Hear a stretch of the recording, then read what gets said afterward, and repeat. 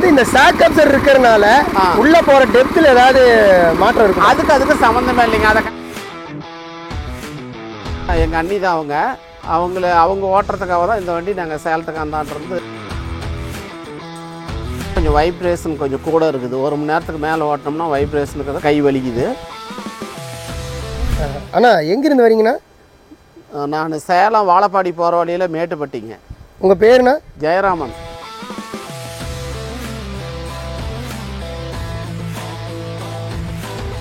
இப்போ நீங்கள் பழைய மிஷின் எத்தனை நாளாக வச்சுருக்கீங்க? கிட்டத்தட்ட 5 மாதம் ஆகுதுங்க வாங்கி. அது சேக் அப்சர் இல்லாத வண்டி. ஓகே, இதுக்கு பெரிய வித்தியாசம்னா எதை சொல்லுவீங்க?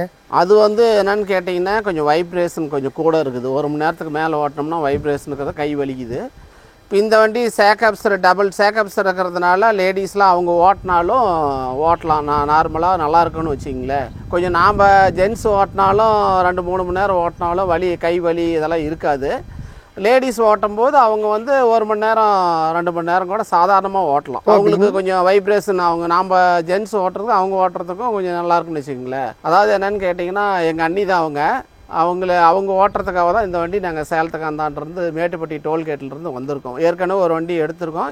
இதையும் வந்து எடுத்துகிட்டு போகலாம். அவங்களுக்காக லேடிஸ் ஓட்டுறதுக்காக எடுக்கலான்னு தான் எடுக்கிறதுக்கு வந்திருக்குறாங்க. அப்போ இந்த வண்டி வந்து வயசானவங்களுக்கும் லேடிஸ்க்கும் ரொம்ப வயசானவங்களுக்கும் சின்ன பசங்க ஒரு 12-13 வயசு பசங்க 15 வயசு பசங்க வயசான லேடிஸு அண்டு வயசானவங்களும் பெரியவங்களும் ஓட்டுற அளவுக்கு இது ஓட்டலாங்க. நார்மலாக ஸ்பீடு வச்சு கரெக்டாக ஓட்டிக்கலாம். அண்ணா ஒரு டவுட்ண்ணா, சொல்லுங்க. இப்போ வந்து இந்த சாக் அப்சர் இருக்கிறதுனால உள்ள போற டெப்த்ல ஏதாவது மாற்றம் இருக்கும்? அதுக்கு சம்மந்தமே இல்லைங்க. அதை கரெக்ட் பண்ணி தான் கொடுத்துருக்காங்க.